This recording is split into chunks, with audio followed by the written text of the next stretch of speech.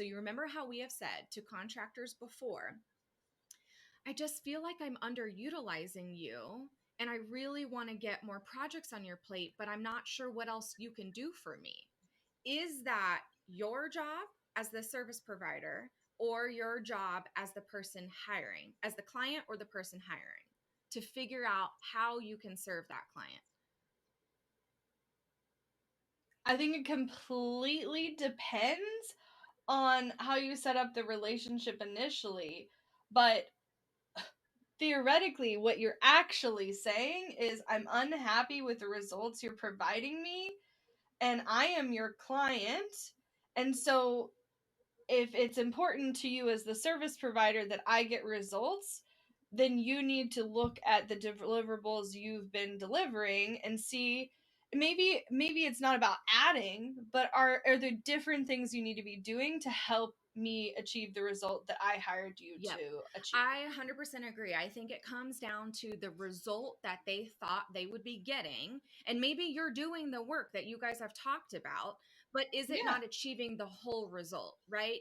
Because sometimes I think as the person hiring a contractor, you have this problem in mind. This is again goes back to not creating the solution before you're hiring for the problem. So part of it is that, but it's like, I have this giant problem in mind. And I think that it's going to be achieved by this, right? By someone coming in and managing my inbox and scheduling my meetings and events and like doing that kind of like admin type work. So you bring in someone and they're doing these things and you're like, okay, I'm underutilizing you. Why? Because I still feel this. I still feel the problem that I thought would be solved by just this one solution, and it's not.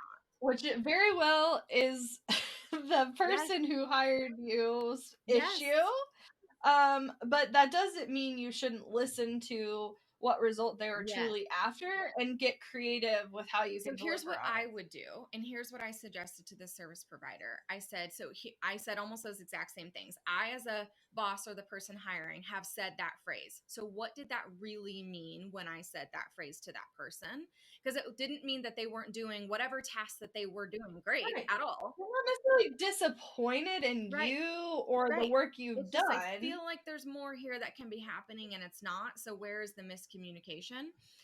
So A, is it part the expectations that they think you're an employee and there's just some like resetting of boundaries that happen? What I would do is set a meeting. 30 minutes is all you need, and just be like, we've been working together for this long and I just want to get realigned with the goals that you have within the scope of our project. Where would you like to be in 30 days, 60 days, 90 days? What would you like to be taken off your plate or seen happen? Or how else can I better serve you in my role as your admin or your copywriter or your designer, whatever it might be, because it still has to be within that bucket. You don't need to just like invent all these other things that you get to No. do, and really get realigned with those expectations and the ultimate result that they're actually after.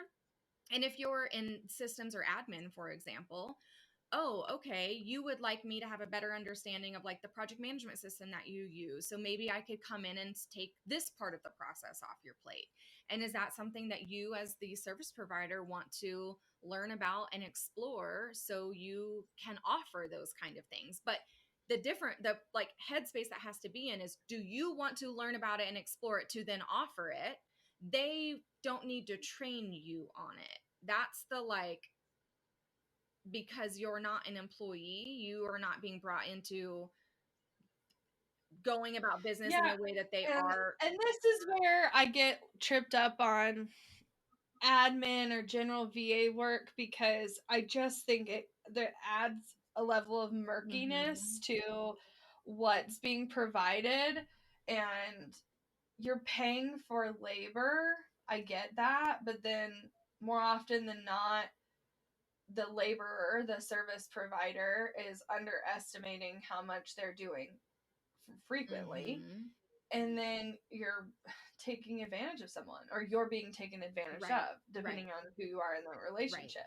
And I just think that's a slippery slope, but it is worth reassessing, Mhm. and it might be a good sign that you need to re-up your contract or update your Yeah. contract to be more clear on what deliverables. I wouldn't make adjustments to what you deliver without addressing your contract and both signing off Agreed. on it. Agreed. Yep.